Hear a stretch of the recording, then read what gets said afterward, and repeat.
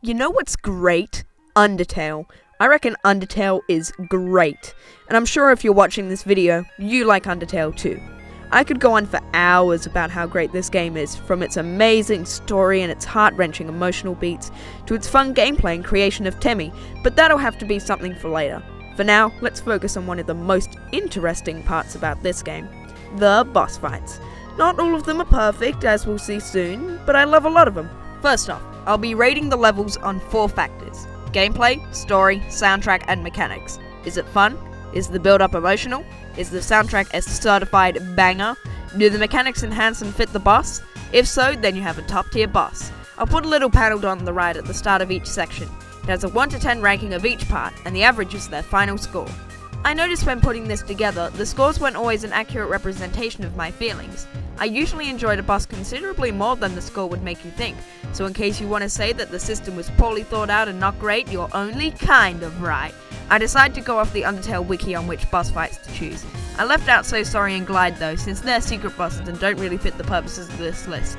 And I don't have a Nintendo, so I can't play Mad Mew Mew. I haven't played Glide, Mad Mew Mew looks great, and if you were curious, I'd put So Sorry at 10th. Okay, that's all. So, let's get straight into ranking them, seeing which ones are pieces of art and which ones are Shyren. Haha, I mean, wow, you really suck. Whoa, hey, it's Shyren.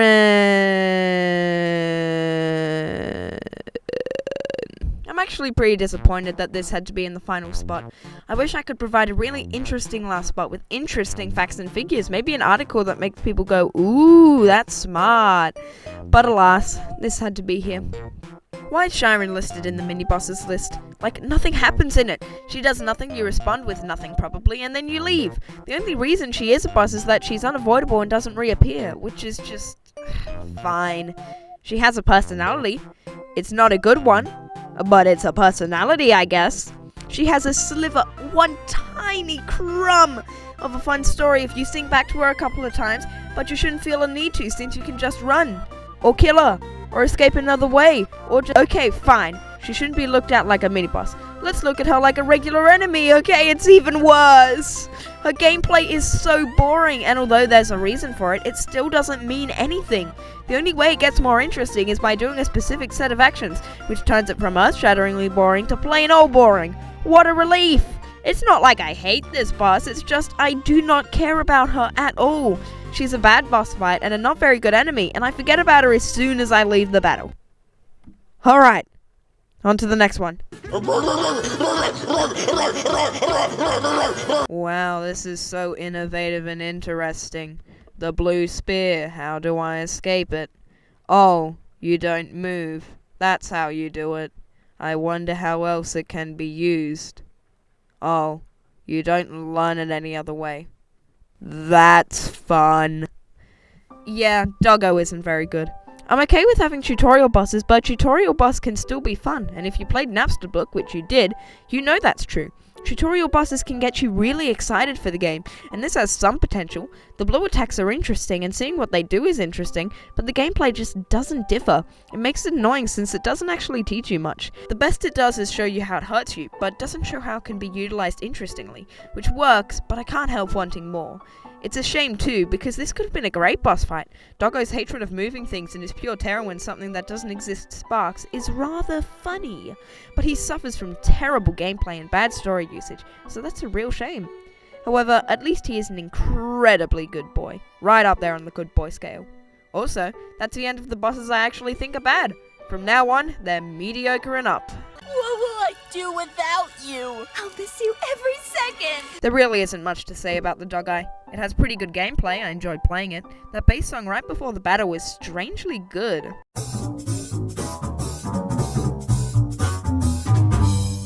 I like how if you kill one of them, the other gets angry and attacks you more violently with more difficult to dodge attacks. Similarly to Doggo, the way you beat them without hurting them is a really fun, and dare I say it, quirky experience. The attacks are somewhat fun. They can be boring and annoying, but not too much. I think it's okay, but without anything going on in it, it was always going to be near the bottom. It's time for the men in steel to teach these madcap mammals their devil-may mare attitudes just won't fly. The Royal Guards are the exact same as the Dog Eye. Yup. Everything from the love between them, to their simple attacks, to the way the one grows angry if you kill the other. It's okay to have similar boss fights as long as they spice it up a bit, which this one does only a little bit. Like, if Royal Guard A and Royal Guard B had just confessed love to each other before, then it would have been the exact same. And this one doesn't have the bass solo. Anyway, it's higher than the Dog Eye because the Royal Guard designs are really cool, and they have more of a connection to the story since they're Undyne's Royal Guards, which ups the stakes a lot. Also, you can see them supporting Nice Cream Guy's business after, so that is supremely epic. Oh boy, look at you over there. You sure are a good dog. Lesser Dog is in the lesser half of the list. Please don't kill me. Anyway, Lesser Dog is alright. There's still not much to say with these mini-bosses. The gameplay in this really isn't good. His 2 attacks aren't interesting, ending up being annoying and finicky, more than any other boss fights, to be honest. His theme is the regular battle theme for all enemies, which is fine since it's a good song, but doesn't set it apart from other levels. He also literally pops up out of nowhere, and his only impact is making a bunch of ice sculptures, which is okay. Yeah, he's not great, but it can be excused because he is a dog, and very cute, and you get to inspire him. And he is a dog. Anyway, what do I like about this?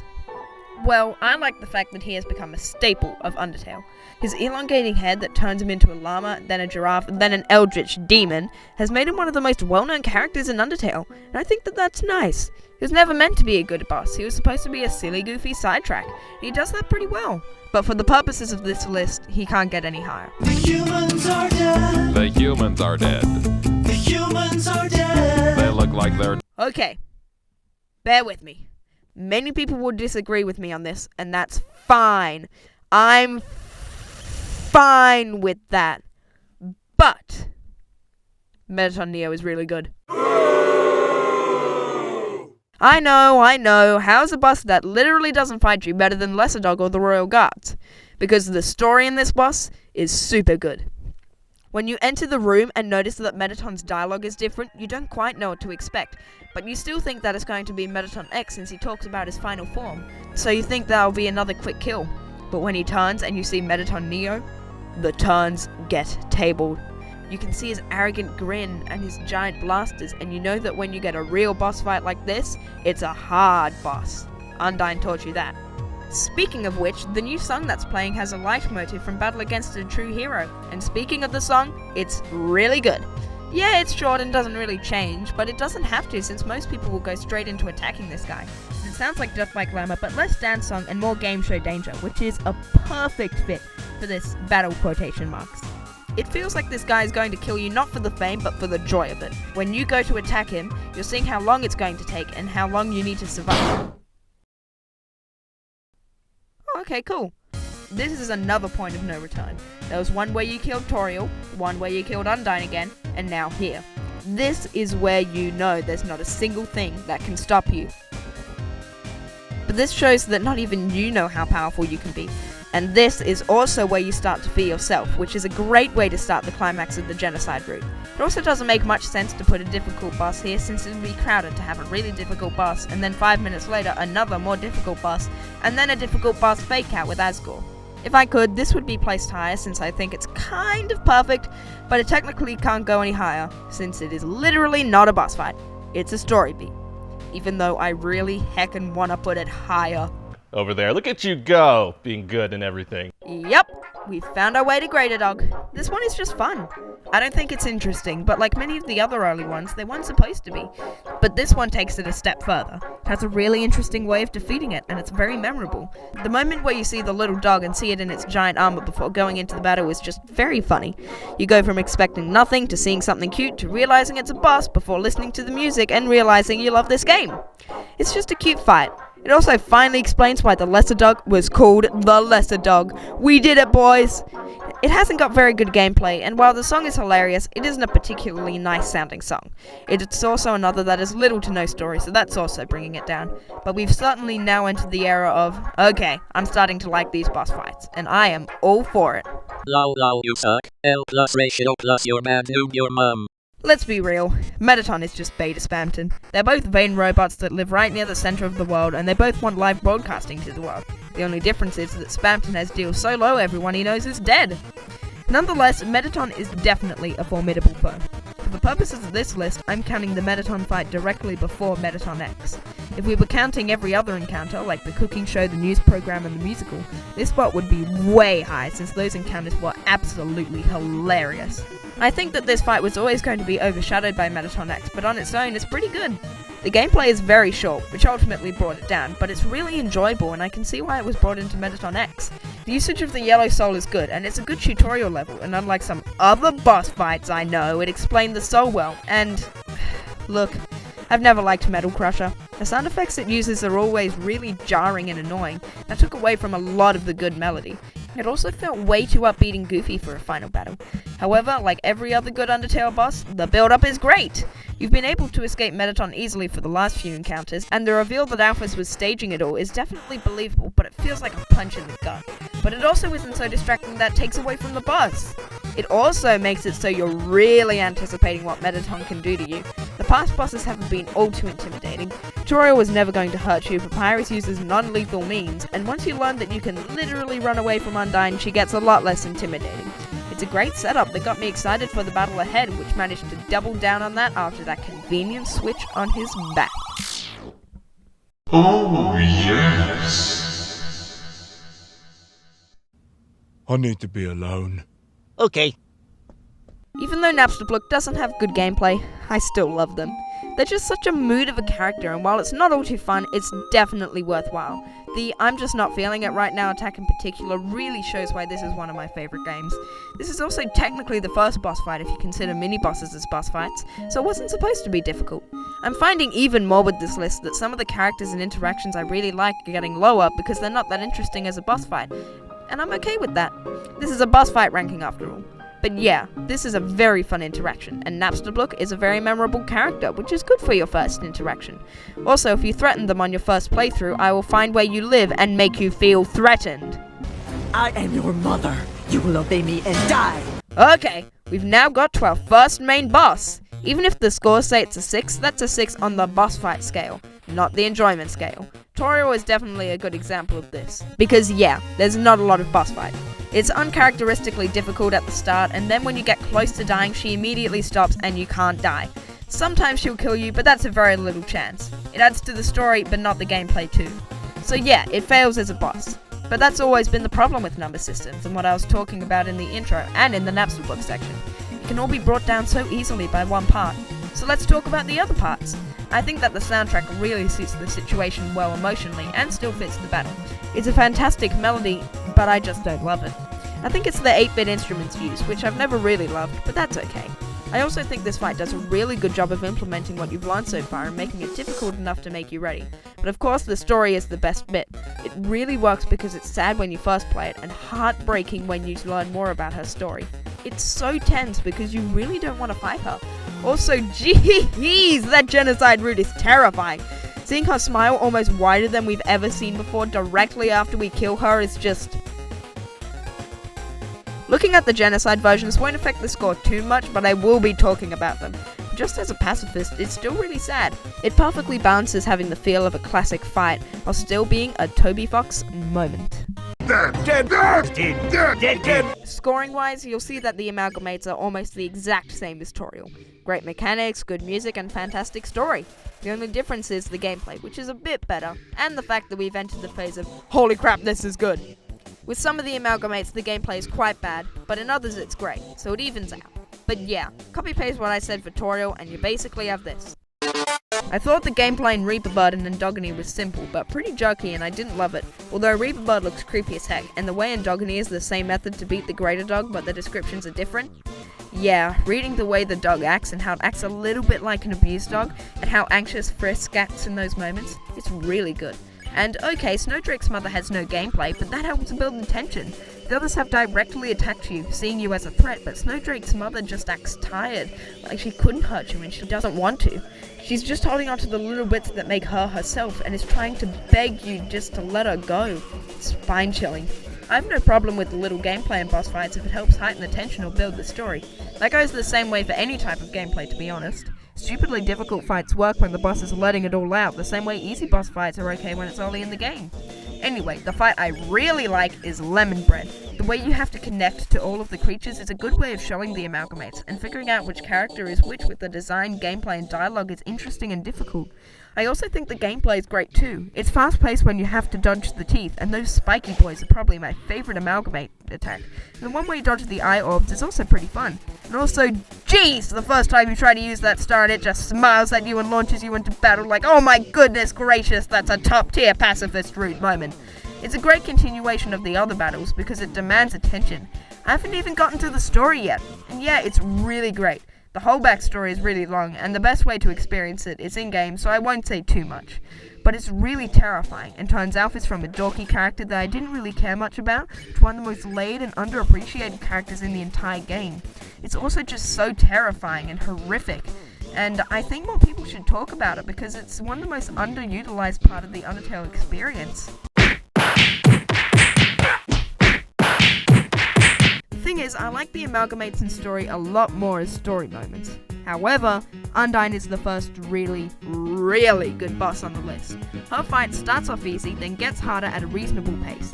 Unless you actively try to not play the game, in which case it starts off easy. And this battle gets extra points for introducing the green soul. In my factual opinion, the best soul variant in the game. It's the only one that feels different from games outside of Undertale, and I'm a big fan of rhythm games, so this was heaven for me. I'm not sure how popular of an opinion this is, but I don't completely love the build-up. I think that she feels relatively boring before the Monster Kid Cliff incident. Threatening, but still kinda boring. She just attacks you, talks to Papyrus unless you're a monster, picks up a child by the face, and then jumps off a cliff twice. Her talk to you is definitely both quite humorous and builds character, especially if you kill a Snowdin resident, and especially if you kill Papyrus.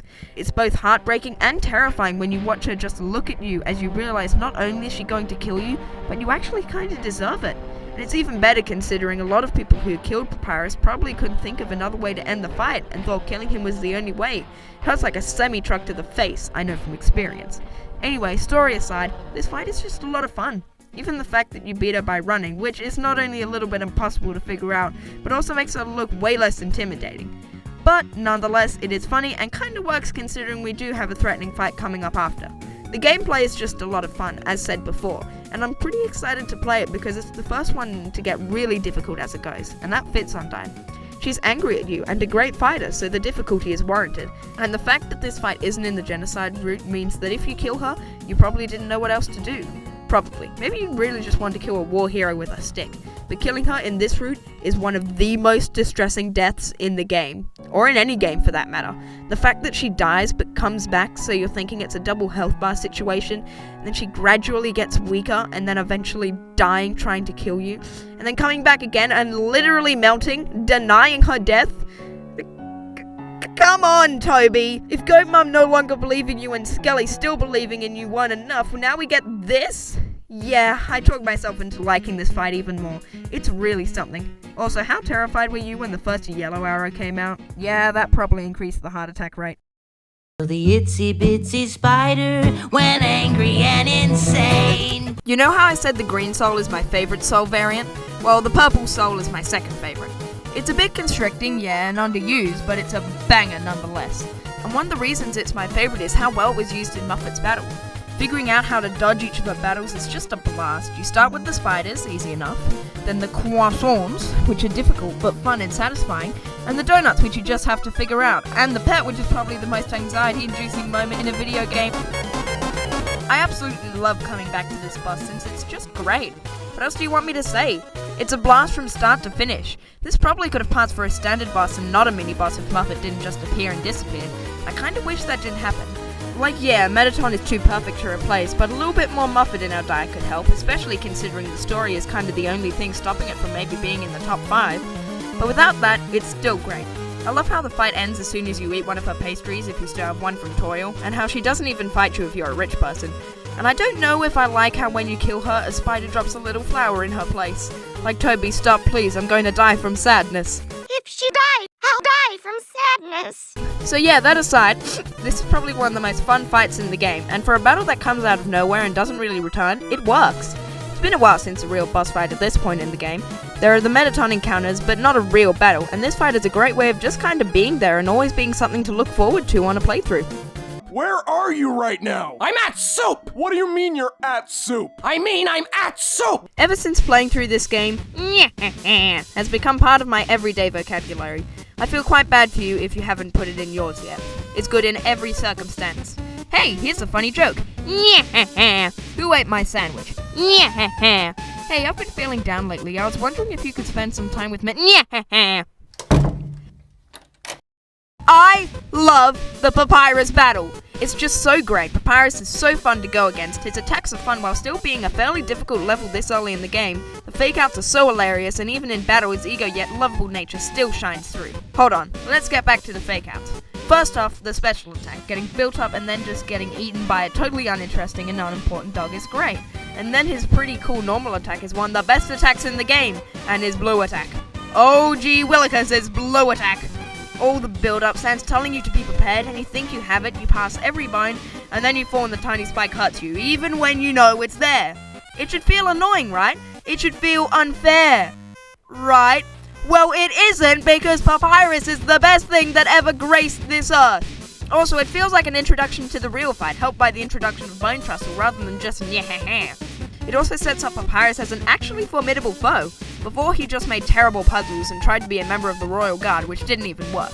But this fight really works when making him still goofy as heck, yet intimidating. This fight also goes on for a while, which is really great because all of his attacks are just so fun, so we get more fun. Win-win, am I right? Papyrus putting you in a dog cage that you can easily get out of, providing you with food and a note is just the happiest thing. And you know what else is happy? Not the genocide route of this. I'm gonna be saying this about every single genocide route boss I know, but just listen to me. He wants to be friends with you, and then you kill him instantly. And then he still believes in you. Like, come on! He doesn't even know what you did before, and silently you know it doesn't make a difference to him. He never stops being such a good person, even when he pieces together that you've been killing people, even when you kill him yourself.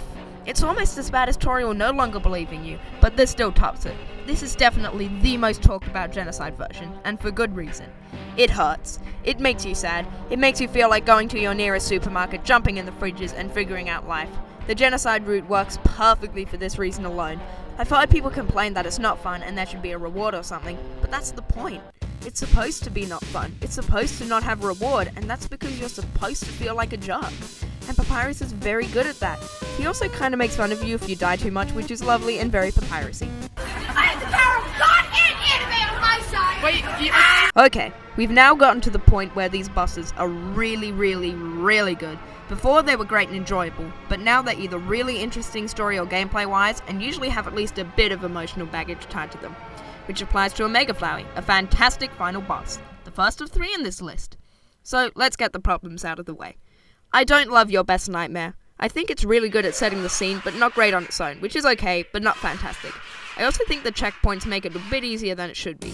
The end! Anyway, this fight is incredibly epic. You know how I was saying that Undyne the Undying is such an epic fight? Well, crank that up to might actually kill you levels of epicness, and you pretty much have this battle's epicness. The gameplay is absolutely bonkers, but it's not frustrating since it cuts off every minute or so. Yeah, it makes the fight a little easier, but I can live with that. Also, holy heckin' French toast, Omega Flowey is such an epic design. If you gave a lunatic Photoshopper to create a being that will terrify an 8-year-old, I have a suspicion that this would be that thing. And while I don't completely love Your Best Nightmare, I still reckon Finale is fantastic. It's just so... See, I want to say epic, but the epic counter is reaching dangerous levels at this point. It's just so final boss-like. Yeah, that works. It feels like this is the summation of your journey, and you've gotten strong enough and determined enough to defeat a being with so much power because you made good choices and he made bad choices. It feels so rewarding, and I love that it's a revamped version of your best friend. It feels like it came full circle. And also, it's a bop.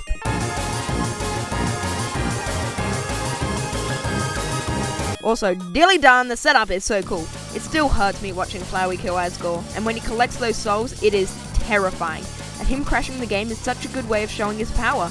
Like, it's not enough to have this insane boss fight, but you have him literally break the game after breaking your heart. And the way he talks to you is just so disturbing. Yes, it is very edgy. That is correct. The only problem with that argument is your mother. It's creepy and intimidating, and it perfectly sets the scene.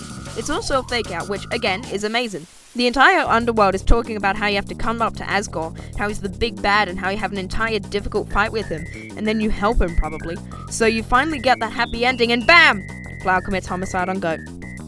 Anyways, this fight is epic. The gameplay perfectly fits the boss. It's fantastic. Everything culminates to make a wonderful final fight.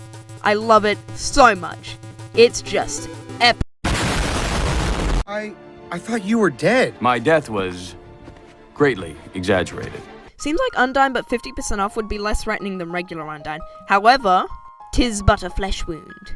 This fight is really good. It sets the tone for the difficulty of fights to come, which is good with Sans and Mettaton Neo, and the gameplay it provides is really, really, really good. You already know how I love the green cell, so this extra difficult gameplay with it is just chef's kiss. Mwah. The fact that it starts out easy and then immediately sets the tone is absolutely perfect. Takes you from thinking, wow, so cool, and instead thinking, oh, holy crap, this fish is about to kill me. The slow sections are so cool as well. You have to wait and react quickly while still taking in the info, and you have to figure out what comes first. And oh my gosh, the arrow attack where she flings them at you being buffed is so fun, and I could go on for hours, but I can't, unfortunately. The build-up is also so great. The part where you're about to kill Monster Kid is so tense as you see their stats, and you know you could just kill them instantly, and you kind of wonder because they're so annoying, and then Undyne stepping in and taking the blow, and my feelings, and she says sorry to Alphas and my heart, and she just accepts her death, but she still tells Monster Kid to run, and she doesn't even seem to be talking to you specifically until her determination kicks in and I can't breathe. And also, Battle Against a True Hero is nearly my favorite Undertale song. It's so emotional yet so epic at the same time, and the use of the piano repeating the same melody throughout is just so effective. It really makes me feel both the heroism of Undertale and the epicness of the battle. The fact that you might actually die here, something you wouldn't have had to worry about much before, and how this is kind of the final fight. It's halfway through the game, yeah, but if she wins, you try again, and if you win, there's no one to stop you from killing everyone. Sans only comes after everyone dies. And if you choose, you can end the genocide run after this, either by resetting or just not getting the right kill amount. But it doesn't really feel like you can after this. There's no reason not to, since you've already killed so many monsters, and now that you've killed Toriel, Papyrus, and Undyne, you've already killed a lot of the most important characters. So is there anything I don't like? Well, I guess the green soul mechanic could have been explored more, and the story comes a little out of nowhere, I guess. I'm really trying here, guys. I love this fight. Anyways, this fight is epic, fun, heartbreaking, difficult, and one of the best moments I know in gaming. But it's still number 6. A knife! My favorite! Okay, so, get ready. The last one was a literal god, saying he was going to kill you and make you live it over and over again. And the one before that was a warrior leader coming back from the dead to stop your goal of committing genocide on the monster race. So they need to take notes on why they failed and got beaten by something that they cannot understand. Because the number 5 spot is... the number 5 spot... the number 5 spot is the mad dummy! Now you may be wondering, oh, but oops, oh wow, how could he possibly be higher than both of them? They were both so meaningful and epic and dark. Well, I'll tell you why! Because the one thing the mad dummy is, which they are not, is funny. It is funny when the dramatic music plays over a dummy screaming at you. It is funny when if you do nothing with the dummy, then he tries to come up with a reason for being mad at you. It is funny when he gets hit and looks like his neck breaks, and it is funny when at the end, he throws a knife at you, but he says immediately after that he's run out of knives. This fight is stupid, it knows it's stupid, and because of that, it is in my top 5 favorite bosses in the game. The difference between this and some other dumb fights like the Lesser Dog is crazy. The Lesser Dog felt boring and finicky. This feels like the greatest thing that's ever happened to me. The fights above are definitely better, but this is a strong contender for being my favorite because it shouldn't be good, but it is. Okay, so there isn't build-up, and that makes the fight a little less good. But shut up! I love everything else. Dummy exclamation mark perfectly fits the fight. It repeats some melodic patterns 3 times, like how the Mad Dummy repeats some of his lines 3 times. It's goofy as heck. It fits the fight and makes me happy. I could have learned that everyone I know left to get the milk, that I failed school and life, and that I had 2 seconds to live, and I would be okay with that as long as I listened to dummy exclamation mark. The mechanic of using their own attacks to hit the boss was so interesting and added extra layers to the fight. It's so disappointing it never came back because it was so fun. Speaking of so fun, that's what the gameplay is. So fun! I could play it for hours. It's at a good length so it doesn't feel rushed over. The old dummies are fun to dodge, the rockets are even better, the knife is also perhaps the funniest moment in in the entire game. The way the gameplay is the same type of gameplay but done in different ways each time reminds me of the best games, and it's really cool. Yeah, I just have so little bad things to say about this fight. It's truly one of the boss fights of all time in the best way possible. Oh, wait a minute! Oh my god, these rating! So yeah, I think everyone agrees that Mettaton EX is just Mettaton but cooler and funnier and more interesting and better at child murder. Mettaton EX is such a fantastic fight. That's all there is to it. I literally love everything about it. All the scores are 9 instead of 10, and that's because I don't think they're all perfect, but that's just personal preferences, so not even criticism. The Yellow Soul, despite not being my favorite Soul variant, has some of the most interesting gameplay. All of the different attacks that he uses are so cool and keep you on your toes, and all the ways you can use the Yellow Soul to dodge them makes it so interesting and a bit of memory based in a good way. I also think ending the boss fight by getting ratings high enough makes a lot of sense, but also, like the Mad Dummy, adds an extra layer of difficulty to the fight. Now you have to dodge each attack, remember how to dodge each attack, and learn the best ways to improve the ratings. Like, yeah, you could kill him, but you could do that to most people. It's not that special. Death by Glamour is one of the best songs in the game. It was really close to getting 10 out of 10. It perfectly fits the fight, Mettaton's eccentric personality, and a fun boss. I love how you don't really know what to expect after flipping Mettaton's switch, so when you see this dude in front of you, you're like, no, wait a second, I didn't sign up for this. And then you see him and he drops a one-liner and you plunge straight into the battle and the song starts up and oh my dog, it's just so cool. I talked about the previous setup in the first Mettaton battle, so that's good as ever. The writing competition is so funny. I like how there's a right and wrong answer. Like, yeah, I wouldn't put it past Mettaton to do that. Like I said before, the gameplay is so fun. I especially like the bombs and how shooting them doesn't hurt you if you know what you're doing. The legs are also one of my favorites. You can either just shoot them straight away or choose to go through them like you're parting the Red Sea. I remember seeing a comment on Death by Glamour and it said Mettaton isn't just killing you, he's doing it live. And that really explains why I love this battle so much. Not only is it really tense, has fun gameplay, has a banger song playing, but it perfectly fits the finale for Mettaton. He's so vain, and the only way a confrontation with you and him was going to end was one where he was broadcasting you getting beaten up to the whole world. It's just so perfect. So what I'm getting at is, I like it. Let us crusade onward. Watch out. There's a skeleton inside your body. So I think the Sans fight is really underappreciated because hardly anyone talks about it, and I think that's a shame because it's kinda good. You see, the joke is he is in fact very popular, evidence being his battle song has become a meme, and there are in fact many fan-made games that star him in particular. In fact, this whole thing was a jab at how appreciated he in fact is. I bamboozled you! So, is Sans overrated? Yeah, he is. Of course he is. You can't be that popular and be underrated. Is he really amazing? You betcha bottom dollar. As usual, bad things out of the way. The story kind of springs on us fast. It's fantastic once you finally get it, but yeah, I guess. Okay, that's all the bad stuff. Anyway, this is one of the best boss fights in general. It has a fantastic song that became a staple of meme culture while maintaining high quality. It has difficult mechanics that add to the difficulty of the fight without being unfair. It has incredibly fun, difficult gameplay that I always look forward to. He has such an interesting way of coping with you murdering anyone, and he makes a basketball reference after killing a child. Truly incredible. I don't think the fact that so many people have misunderstood the fight and redone it makes the fight itself any worse. It taints the feeling, but in a vacuum, it's still amazing. I want to go back to his coping mechanism because it makes the fight so much more engaging. If you experimented with neutral routes before getting to this fight, you might think he absolutely hates you because you killed Papyrus, and even if you hadn't, Sans not being in any of his shops should hint towards that. But he's not angry or full of hatred, he's just apathetic, and that makes sense. He knows he can't stop you since you'll just keep on trying again and again and again, so what's the point in furiously trying to kill you? He can just make it as hard as possible so that you might give up, and he can protect everything that's left, and that's an interesting pivot. It went from Undyne wanting to save the species, to Mettaton hating you and proving his self-worth, to Sans who couldn't think of anything else. And his attitude of, I'm so good but I don't care, makes his defeat all the more satisfying and unsettling. It's like watching a god fall due to just one small mistake. And it was a mistake. He didn't see that final blow. But neither did you.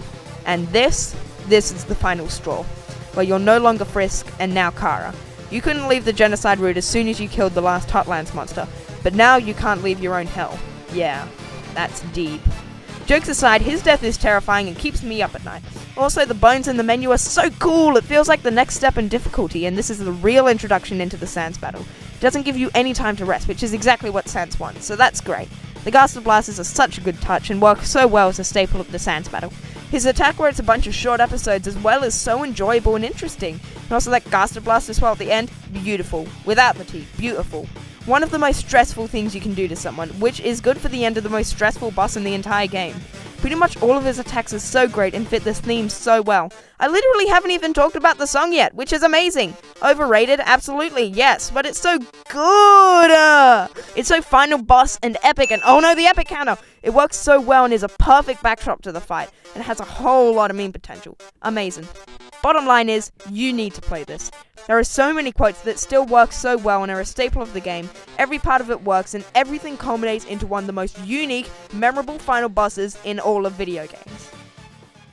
Wait, how can he sweat if he's a skeleton? I sliced those kids up like it was fruit. Oh god, man, that's not even necessary. So, I really didn't expect Asgore to be up this high.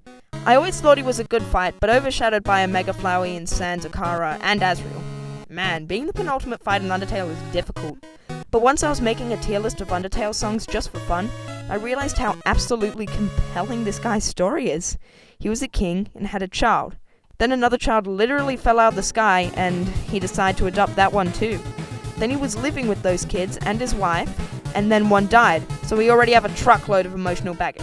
But then his other child went to the surface in rage, avenging the child's death, and came back right before dying, essentially right next to his others. Dude, what if? And after that, he chose to kill humans for the good of the kingdom, an incredibly hard choice to make, might I add. And then his wife left him, and he's been killing all these kids because he has to. Like, yeah, he's a murderer and a villain, but he just needs a non-violent solution. And in the same position, I would have done something similar probably. What else could you do? Either die out down there or work on getting to the surface. And when you enter the fight, he never looks at you or speaks because he's ashamed. And he destroys the mercy button because he doesn't believe he deserves mercy. And he wants you to kill him, and it's just so conflicting. Oh my god, please, I don't even know who you are, but I want to hug you so hard at least 7 of your ribs break.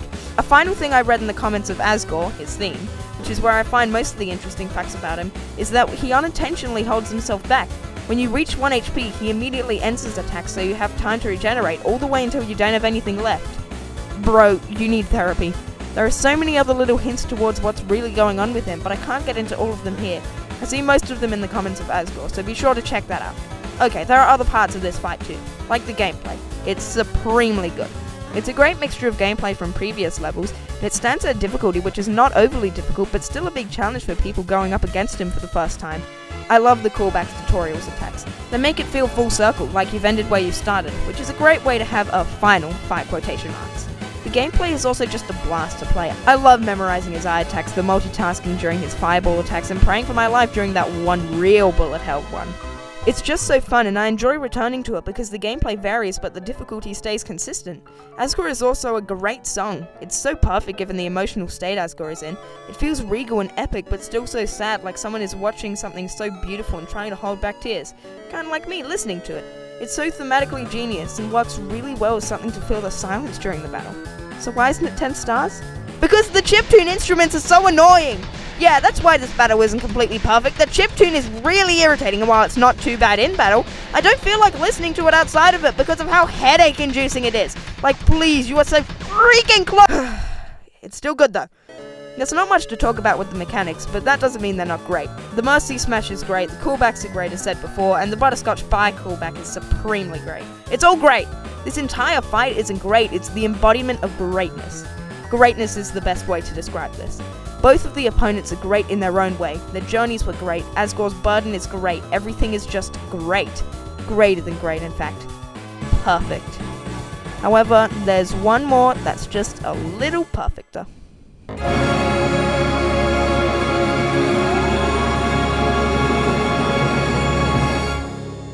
Yep, number 1 is Asriel Dreemurr. Don't know what you expected. Sans? No, it's Asriel Dreemurr. Asriel Dreemurr is number 1. Asriel Dreemurr is the perfect fight. Just in general, the cons are it has checkpoints which some people mightn't like. The pros are it has one piece of incredibly epic music, one piece of godlike music, one piece of flawless music, fantastic gameplay in the first half, great bullet hell gameplay in the second, the return of nearly all the soul variants, returning gameplay which is not about learning and instead about reflexes, an insane amount of return, new and improved mechanics, a groundbreaking twist, insanely compelling dialogue, a beautiful conclusion, one of the most heart-wrenching scenes in video games, a part where everyone teams up and everything gets put into play, and the return of Monster Kid. I kinda wish Asriel had kept their soul. But yeah, literal perfection in this fight. What don't I like? Nothing really. Oh, we don't get to use the purple soul, but we do use every other one. It's not hard, you can't die. Yes, you can. It doesn't put you back any farther because that'd be annoying. Asriel's weak, you can't stop a child. He can't stop us saving everyone. Okay, fine, let's make it so you can't do anything because Asriel's a god and you can't save your friends and you die over and over and over again. Sans was difficult as a kind of punishment for choosing the genocide route. If Asriel was so difficult, people would just get annoyed. The previous insanely difficult ones were in the genocide route where you deserve the treatment. Plus, now it has the benefit of being both the type of fun that's bonkers difficult without having the frustration that comes along with difficulty. And it's difficult and long enough to take up some time. By the way, I kinda like this fight. I'm not sure if you got that. Usually I'd go into each aspect and explain why each of those is so good, but I'm not going to do that this time because that feels too standard. It's just too good for any of that. I like everything about it, so what is anyone going to get out of me saying, oh, it's very good over and over again? So what's unique to this fight? Well, first off, music! Hopes and Dreams is such a cool song. It perfectly fits the insane yet triumphant nature of the first half. Although, I do prefer Save the World. It's Hopes and Dreams but better. Fight me. The guitar solos are so much more amazing, the whole thing just flows so well. But of course, his theme is the best. His theme is in my top 5 favorite Undertale songs. It's so emotional and the same melody repeated through the entire thing despite the commotion going on around it perfectly fits how we're saving Asriel despite his efforts. It is just so perfect. And now, we reach the story. Speaking of which, there's a whole lot of it here. All of it is good. Starting with the bombshell revelation that Flowey is Asriel Dreemurr. It's presented simply enough so that people keeping up with the story should have a clear enough idea of what's going on, and it's a wild enough twist that every Let's Play is screaming.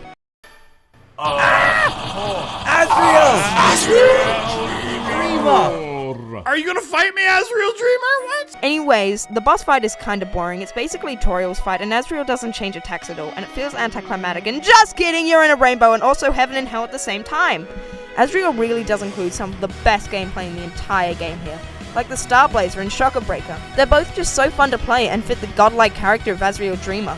I also really love Asriel's dialogue in these areas, how he's just talking nonchalantly to you about how he's going to let the world die once he's done. It's really cool and a pretty good setup for the part at the end, and just for connecting the character back to Flowey. Then Asriel gets extended, and now you're probably fully in hell. By the way, it gets overshadowed by the others, but Burn in Despair is a pretty fitting song at this point in the game, and I like it a lot. Okay, back to the insane stuff. So then you can't move, and Asriel's now at full power. If this boss fight wasn't epic before, it is now. The way the description box always says the whole world is ending is just perfect. It's terrifying and such a good climax. So then, you figure out how to save souls, and you get to play every character's boss. Which, again, a fantastic way to end the Pacifist route. You get something new, then a bunch of things that you had before. I like to think Sans, even with his soul taken, was letting Papyrus take the lead on this one. Just a fun thought. Then, once you're done with all of that, and some admittedly corny dialogue, you still have someone else to save. And it's Asriel. And this is where the tears come in. If you played through this whole game and felt nothing, and now you're up to this bit, finish it and take some tissues. And a therapist. I can't really talk about it because explaining something this amazing and perfect would just be pointless, especially since there are some people who probably haven't played the full game watching to the end here. So if you're one of those people, just get the game and play the whole thing. This entire section is just flawless. It's so heart-wrenching and beautiful and such a satisfying way to finish the game. You've done it. You saved everyone. You befriended everyone. You learn about the whole underground and you finally let Asriel rest. It is told through the best, most concise, beautiful way it could be. Dude, just play Undertale. If you already have, play it again. Just let this game sink in. Tell others. You really won't regret it. Even though Jerry is in this game. Thanks everyone for watching to the end of this video, or just skipping to the end, or playing the whole thing but not listening to it until the conclusion if that's what you're into. This video has made me realize that I don't love Undertale for its bosses, since there are a lot of subpar ones, but it's still great because it's a good story. It's also decidedly a good game and not just a good story due to the player participation and usually very fun gameplay, which is really great. I spent a lot of time in this video and I hope that you enjoyed it. I'm still finding my footing with YouTube videos, so if you enjoyed it, consider a like and subscribe, and if you didn't enjoy it, then consider leaving a comment on how I can improve. That'd be much appreciated. Also, feel free to comment if you want a Deltarune boss ranking. Thanks for watching, cue the outro music.